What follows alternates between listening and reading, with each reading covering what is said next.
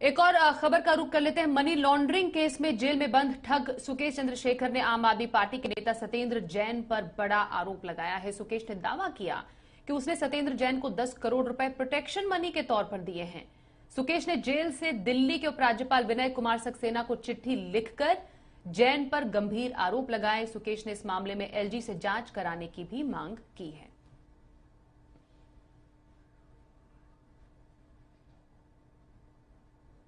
दिल्ली के सीएम केजरीवाल ने कहा कि ध्यान भटकाने की कोशिश की जा रही है, तो वहीं संबित पात्रा ने आम आदमी पार्टी को इस पूरे मामले में महाठग बताया है।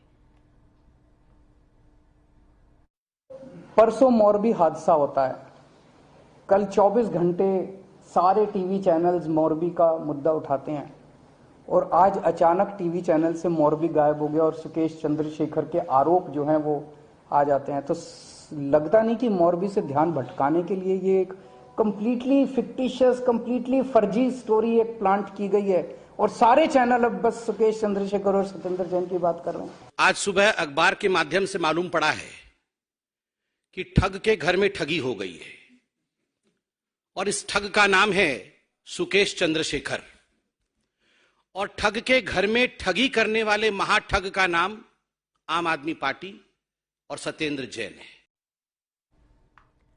जी मीडिया संवाददाता जितेंद्र शर्मा इस वक्त हमारे साथ है। जितेंद्र, ठग सुकेश चंद्रशेखर का ये लेटर बम, कितनी सच्चाई इसमें निकलकर सामने आ रही है? देखिए, सच्चाई का पता तब चलेगा जब इस पूरे मामले की जांच हो जाएगी, जिसके लिए दिल्ली के उपराज्यपाल ने दिल्ली सरकार के चीफ सेक्रेटरी को इस मामले की जांच के आदेश दे दिए हैं। लेकिन जो आरोप सुकेश चंद्रशेखर ने लगाए हैं वो काफी गंभीर हैं, क्योंकि उसने कहा है कि साल 2015 से वो सत्येंद्र जैन को जानते हैं और उस दौरान उन्होंने आम आदमी पार्टी में करीब 50 करोड़ रुपए का डोनेशन दिया, इस वादे के साथ कि उन्हें दक्षिण भारत में आम आदमी पार्टी की तरफ से कोई बड़ी जिम्मेदारी दी जाएगी या फिर इसके अलावा राज्यसभा में नॉमिनेट किया जाएगा, राज्यसभा भेजा जाएगा।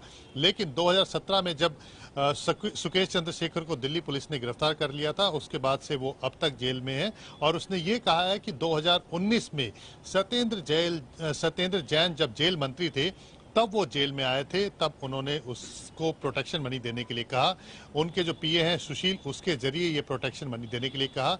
10 करोड़ रुपए सुकेश चंद्रशेखर की तरफ से दिए गए हैं, जो कि सिर्फ 2-3 महीनों में दिए गए थे। ना सिर्फ सत्येंद्र जैन को पहुंचाए गए, बल्कि जो डीजी प्रिजन है, तिहाड़ जेल है, संदीप गोयल, उनको भी करीब 12.5 करोड़ रुपए पहुंचाए गए। ये पैसे उन्होंने कोलकाता में किसी चतुर्वेदी नाम के व्यक्ति के जरिए सत्येंद्र जैन तक पहुंचाए थे, यानी कि शेल कंपनी के जरिए, हवाला के जरिए ये पैसे पहुंचाए गए। तो ये अपने आप में काफी गंभीर आरोप है, जिसकी जांच के आदेश दिल्ली के उपराज्यपाल ने दिए हैं। सुकेश चंद्रशेखर ने यह भी दावा किया है कि वो चाहे तो पुलिस अगर चाहे, एजेंसी चाहे तो 164 यानी कि मजिस्ट्रेट के सामने भी उनके बयान करवा सकती हैं और इस पूरे मामले को लेकर के जो सबूत हैं उनमें से काफी सारे सबूत पहले से ही क्योंकि ईडी इस पूरे मामले की जांच कर रही है, ईडी को दिए जा चुके हैं और बाकी जो एजेंसीज हैं उनको भी दिए जा चुके हैं।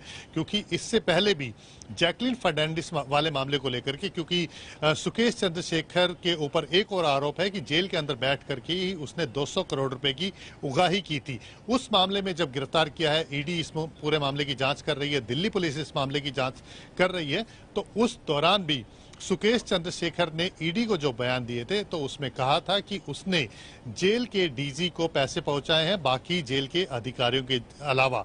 तो यानी कि ये कहीं ना कहीं ये बात तो साफ करती है कि जिस तरह से सुकेश चंद्रशेखर जेल के अंदर बैठ करके अपना पूरा नेटवर्क चला रहा था, जिस तरह से उसने 200 करोड़ रुपए की एक्सटॉर्शन की है, जिस तरह से वो जेल के अंदर ऐशो आराम से रह रहा था, जो भी चीजें हैं उसका इस्तेमाल कर रहा था, जब मर्जी वो पैरोल पर निकल रहा था, उसके बाद वो जैकलिन फर्नांडिस से मिल रहा था या फिर जेल के अंदर उससे लोग मिलने के लिए आ रहे थे, तो कहीं ना कहीं उसकी मदद की जा रही थी। अब ये मदद क्या सत्येंद्र जैन के जरिए की जा रही थी या फिर जेल में ही एक अलग नेक्सस चल रहा था उसके जरिए की जा रही थी, ये सब जांच के बाद ही तय हो पाएगा और इसकी जांच के आदेश दे दिए गए हैं।